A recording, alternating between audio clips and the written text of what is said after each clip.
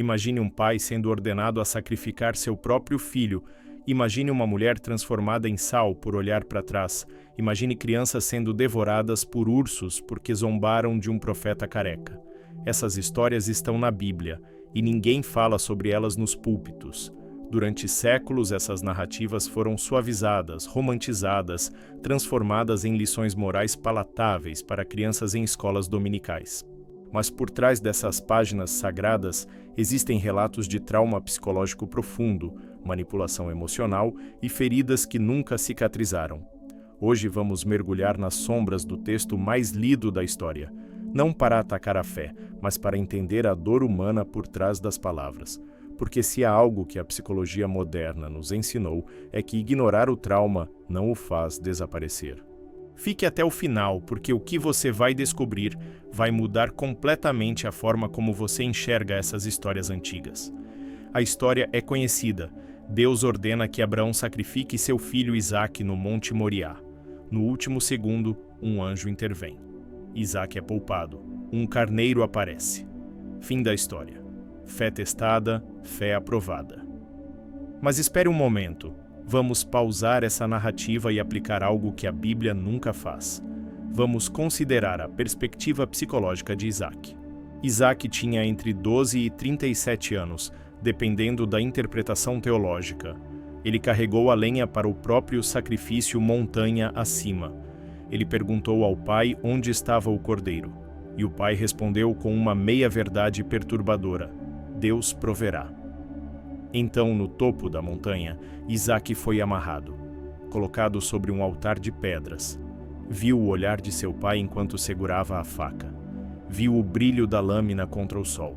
Fechou os olhos esperando a dor. E então, nada. Um anjo gritou. O pai soltou a faca. Um carneiro foi sacrificado no lugar dele. Agora, deixe-me fazer uma pergunta que nenhum pregador faz. Como Isaac se sentiu depois disso? A psicologia do trauma nos diz algo crucial. Eventos que ameaçam a vida, especialmente quando envolvem figuras de confiança, criam feridas profundas no sistema nervoso. O transtorno de estresse pós-traumático não escolhe contextos religiosos ou seculares. Ele simplesmente acontece. Isaac nunca mais teve uma conversa registrada com seu pai nos textos bíblicos. Pense nisso. Depois daquele dia, a narrativa simplesmente pula anos. Abraão morre e Isaque está lá, mas não há diálogo, não há reconciliação documentada, apenas silêncio. A psicóloga Judith Herman, especialista em trauma, escreveu que o trauma rompe os sistemas normais de cuidado que dão às pessoas um senso de controle, conexão e significado. Isaque perdeu o controle quando foi amarrado.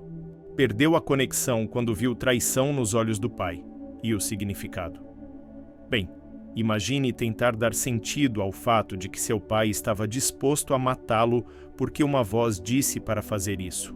Isso não é fé. Do ponto de vista de Isaque, isso é terror. E o mais perturbador, a narrativa bíblica celebra a obediência de Abraão, mas nunca pergunta se Isaque conseguiu dormir à noite depois daquilo.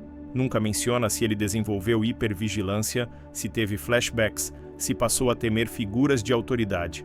Continue comigo, porque essa é apenas a primeira camada. O que vem a seguir é ainda mais inquietante. Existem estudos sobre filhos de pais extremamente religiosos que relatam o medo de desagradar a Deus, ansiedade constante e dificuldade em desenvolver autonomia. Esses padrões psicológicos não são novos. Eles ecoam através dos milênios, começando talvez com o próprio Isaac. A pergunta que fica: quando a fé exige que você ignore o trauma, ela ainda é fé? Ou é dissociação? Sodoma e Gomorra estão sendo destruídas. Fogo e enxofre caem do céu. Anjos ordenam que Ló e sua família fujam sem olhar para trás. A esposa de Ló olha. Ela se transforma em uma estátua de sal. Fim da história. Desobediência punida. Não olhe para trás. Siga em frente. Mas vamos fazer algo radical aqui. Vamos dar nome a essa mulher. Porque a Bíblia não dá. Ela é apenas a mulher de Ló. Nem isso. Ela é a esposa. Um papel, não uma pessoa. Vamos chamá-la de Edith, um nome que alguns textos judaicos antigos sugerem. Edith tinha uma vida em Sodoma, talvez filhas que se recusaram a sair, talvez amigas, talvez uma casa que ela construiu com as próprias mãos. E de repente, anjos aparecem e dizem: fuja, não olhe para trás, não sinta nada. Psicologicamente, isso é impossível. A neurociência nos ensina que o cérebro humano não consegue simplesmente não processar eventos traumáticos. O hipocampo, responsável pela memória, trabalha em conjunto com a amígdala, o centro emocional. Quando algo ameaçador acontece, o corpo automaticamente se volta para avaliar o perigo. Olhar para trás não é desobediência, é biologia. Edith olhou porque era humana, porque o cérebro dela gritou: preciso saber o que está acontecendo, preciso entender a magnitude dessa perda. E por isso, ela foi transformada em sal. Agora pense comigo, que tipo de Deus pune alguém por uma reação humana instintiva? Que tipo de narrativa celebra a destruição de uma mulher que estava processando um trauma coletivo? A psicóloga Bessel van der Kolk, autor de O Corpo Guarda as Marcas, explica que o trauma nos deixa presos no passado. Edith literalmente ficou presa, não metaforicamente, literalmente transformada em uma coluna de sal, congelada no momento de sua dor. É quase como se a Bíblia estivesse dizendo: não processe seu trauma. Não olhe para suas feridas. Apenas siga em frente. Mas qualquer terapeuta moderno dirá que isso é exatamente o oposto do que devemos fazer. Processar trauma exige olhar para trás. Exige confrontar o que aconteceu. Exige dizer em voz alta: isso me machucou. Edith foi punida por fazer exatamente o que a psicologia moderna recomenda. E aqui está o mais sombrio. Quantas pessoas hoje ainda são transformadas em estátuas de sal, emocionalmente, porque lhes foi dito que olhar para o passado é falta de fé. Quantas mulheres carregam traumas não processados porque foram ensinadas que Deus tem um propósito maior e que questionar é pecado? Quantas pessoas estão congeladas em suas dores porque alguém disse: não olhe para trás, apenas confie. Segundo Reis, capítulo 2, versículos 23 e 24. Eliseu, um profeta de Deus, está subindo para Betel. Um grupo de jovens sai da cidade e zomba dele. Sobe, calvo, sobe, calvo! Eliseu se vira, os amaldiçoa em nome do Senhor. E 2 ursos saem da floresta e despedaçam 42 desses jovens. 42. Deixe esse número afundar. Crianças, adolescentes, despedaçados por ursos, porque zombaram de um homem careca. Essa história é raramente pregada, e quando é, vem com uma justificativa. Eles estavam desrespeitando um homem de Deus. Era uma cultura diferente. Deus é justo, mas vamos aplicar a psicologia aqui, especificamente a psicologia do desenvolvimento infantil. Crianças e adolescentes ainda estão desenvolvendo o córtex pré-frontal, a parte do cérebro responsável pelo julgamento, controle de impulsos e compreensão de consequências. Eles fazem coisas estúpidas, eles provocam, eles testam limites, não porque são malignos, mas porque são imaturos. Zombar de alguém é errado? Sim. Merece educação, consequências proporcionais, talvez punição. Mas merece morte violenta? A psicologia da punição nos diz que consequências desproporcionais não ensinam, elas traumatizam. Agora imagine, você é um dos pais desses 42 jovens. Você acorda, seu filho sai de casa e horas depois recebe a notícia de que ele foi despedaçado por ursos.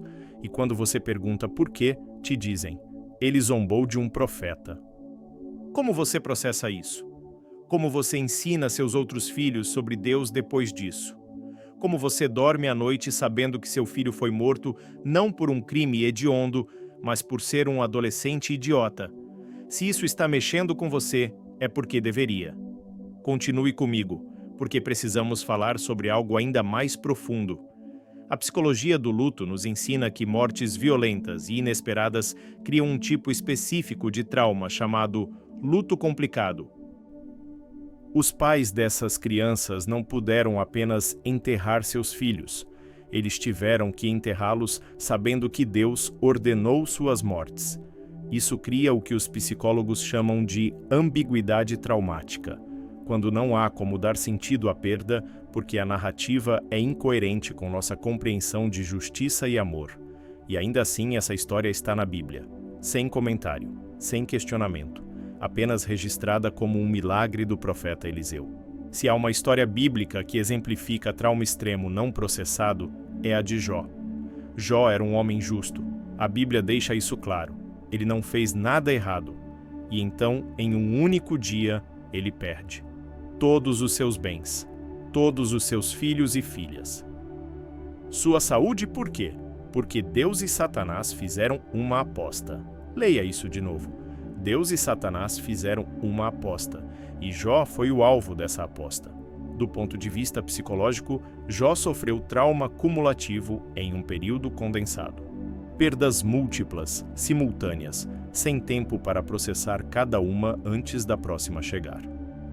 A psiquiatra Elizabeth Kubler-Ross identificou 5 estágios do luto: negação, raiva, barganha, depressão, aceitação. Mas Jó nunca teve tempo para percorrer esses estágios de forma saudável. Ele foi bombardeado com perda atrás de perda.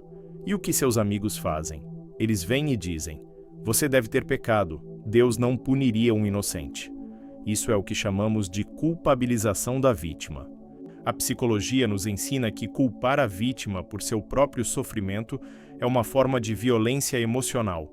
Isso aumenta o trauma ao adicionar vergonha à dor. Jó grita, ele questiona, ele exige respostas. E quando Deus finalmente aparece, ele não responde às perguntas de Jó. Ele responde com perguntas. Onde você estava quando criei o mundo? Você pode comandar o mar? Você entende a ordem das estrelas? Em outras palavras, cale a boca. Você é pequeno demais para questionar. Isso não é consolo. Do ponto de vista psicológico, isso é invalidação. A validação emocional é fundamental para a cura do trauma. Quando alguém sofre, precisa ser ouvido, ter sua dor reconhecida, sentir que suas emoções são legítimas. Jó não recebeu isso. No final, Deus devolve tudo em dobro. Novos filhos, novos bens, nova saúde. E a narrativa trata isso como um final feliz. Mas aqui está o problema. Você não pode substituir filhos mortos.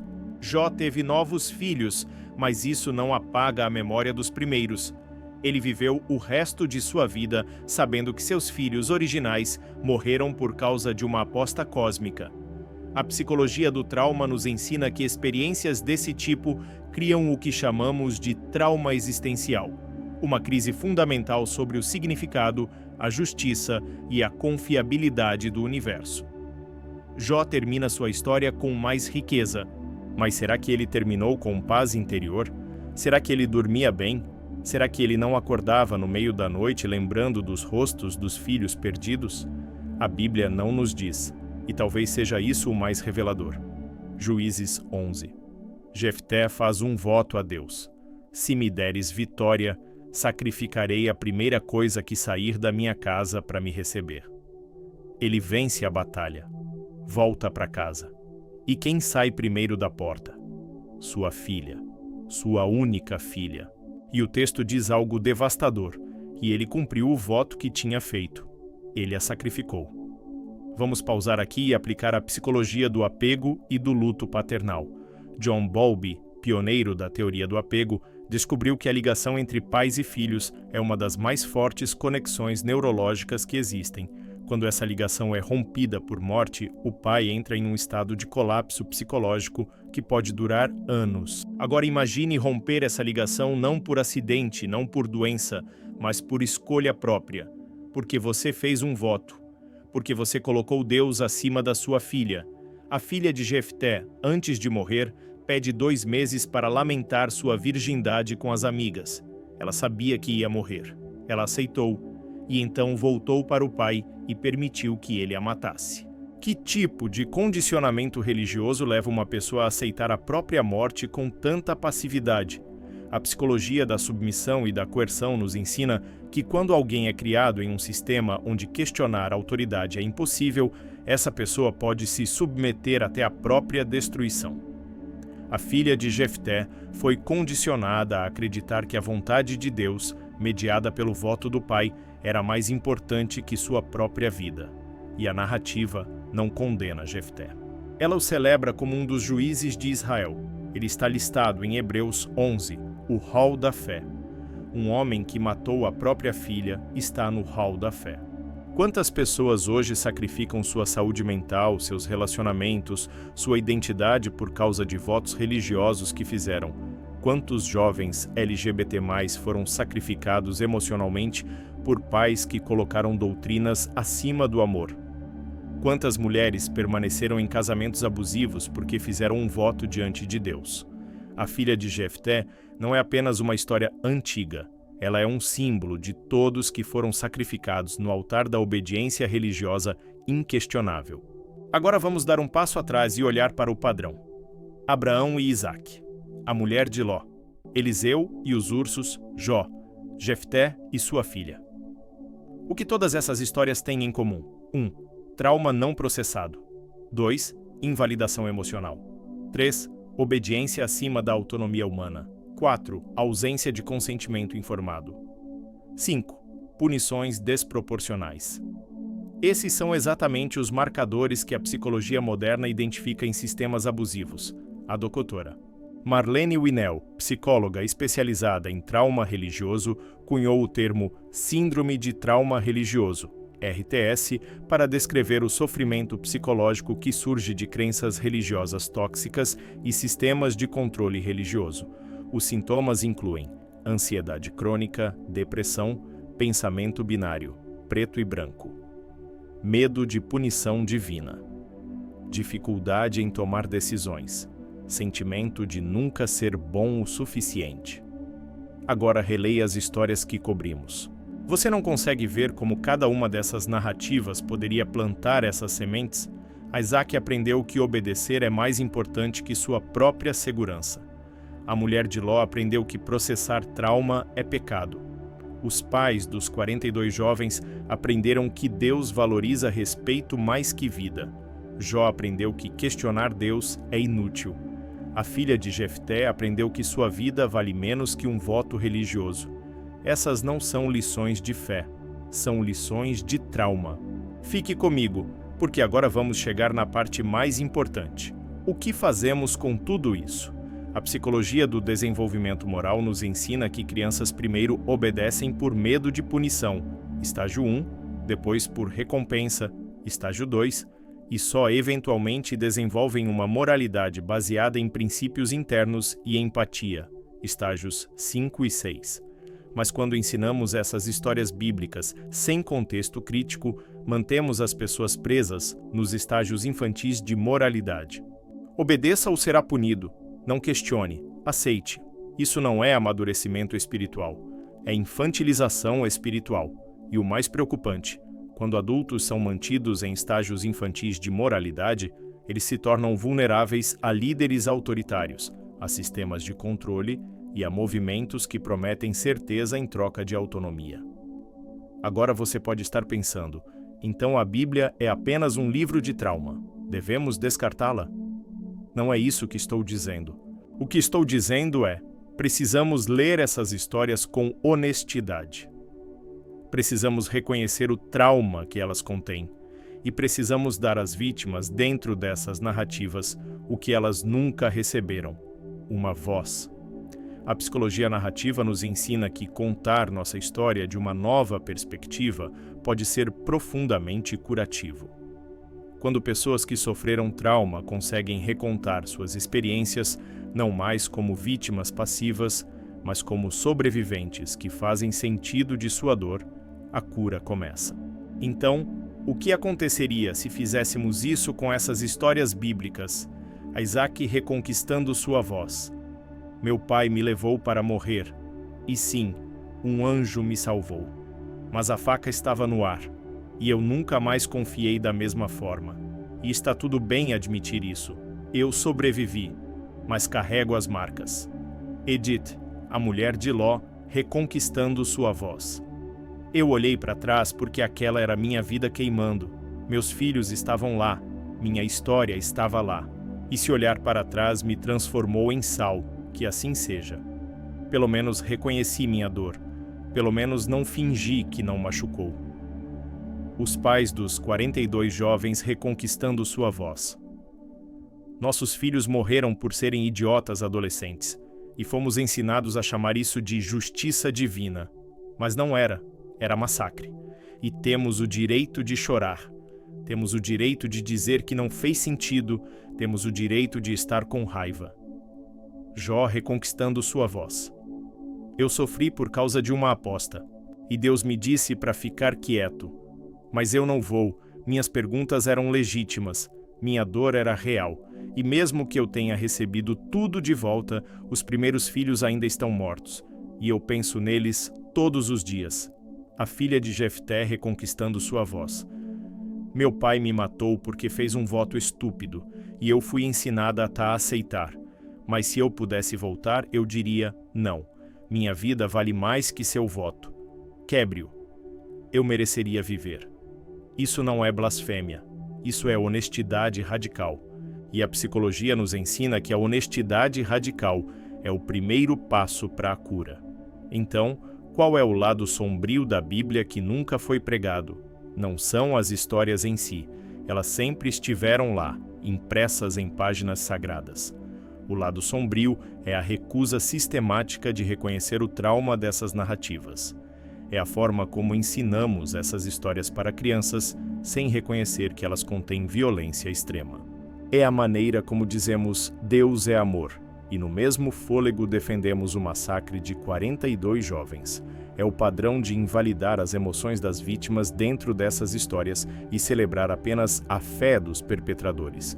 A psicologia nos ensina que dissociação é um mecanismo de defesa onde a mente se desconecta da realidade para evitar dor insuportável. É assim que vítimas de abuso sobrevivem a abusos prolongados. Elas saem mentalmente do corpo. E por séculos, comunidades religiosas têm feito exatamente isso com essas histórias. Elas saem da realidade do trauma e entram em interpretações teológicas abstratas que tornam o insuportável palatável. É um teste de fé. Deus tinha um plano maior. Não podemos entender os caminhos de Deus. Essas frases são dissociação espiritual. E o resultado? Gerações de pessoas que aprenderam a dissociar de sua própria dor. Porque se você não pode reconhecer a dor de Isaac, Edith, Jó ou da filha de Jefté, como você vai reconhecer sua própria? Mas aqui está a boa notícia.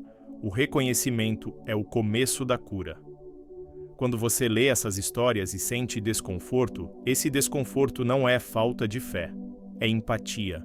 É sua humanidade reconhecendo a humanidade das vítimas nessas narrativas. E se há algo que a psicologia moderna nos ensinou, é que a empatia é o antídoto para o trauma. Quando você diz, isso não deveria ter acontecido com Isaac, você está curando Isaac dentro de você. Quando você diz, Edith tinha o direito de olhar para trás, você está dando permissão a si mesmo para processar seu próprio passado. Quando você diz, os 42 jovens não mereciam morrer, você está afirmando que crianças merecem proteção, não punição desproporcional. Quando você diz, Jó tinha o direito de questionar, você está reivindicando seu próprio direito de fazer perguntas difíceis. Quando você diz, a filha de Jefté deveria ter vivido, você está dizendo que nenhum sistema de crenças vale mais que a vida humana. Então, o que fazemos com tudo isso? Primeiro, paramos de romantizar trauma.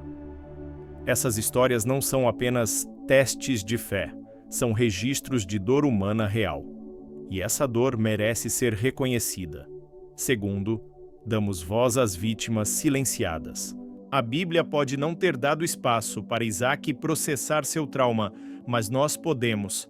Podemos ler essas histórias e perguntar, como foi para eles? E essa pergunta, por si só, é um ato de cura.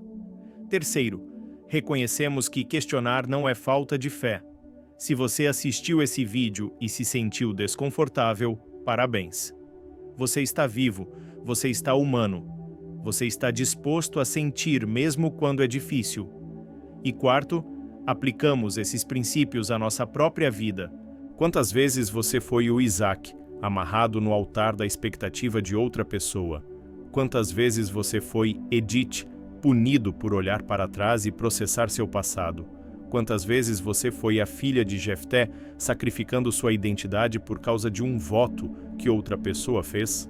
A psicologia nos ensina que padrões não reconhecidos se repetem, mas padrões reconhecidos podem ser quebrados. Se esse vídeo ressoou com você, se você sentiu algo mudar dentro enquanto ouviu essas histórias, significa que você está no caminho certo. Você está disposto a ver a verdade, mesmo quando ela é sombria.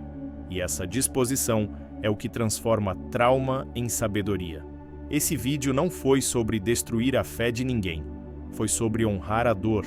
Foi sobre dizer em voz alta o que sempre esteve nas páginas, mas nunca foi pregado. Essas histórias contêm trauma. E trauma não processado não desaparece só porque você o chama de mistério divino. A Bíblia é um texto antigo, complexo, cheio de beleza e terror. E talvez, só talvez, a parte mais sagrada dela não sejam as respostas que oferece, mas as perguntas que nos obriga a fazer. Perguntas como: o que significa amar quando o amor é testado até o ponto de ruptura? O que significa ter fé quando a fé exige o sacrifício da sua humanidade? E o que significa curar quando a ferida está escondida em páginas sagradas? Não tenho todas as respostas, mas sei disso. A cura começa com a verdade. E a verdade é que o lado sombrio da Bíblia sempre esteve lá. Só estava esperando que alguém tivesse coragem de olhar. E você olhou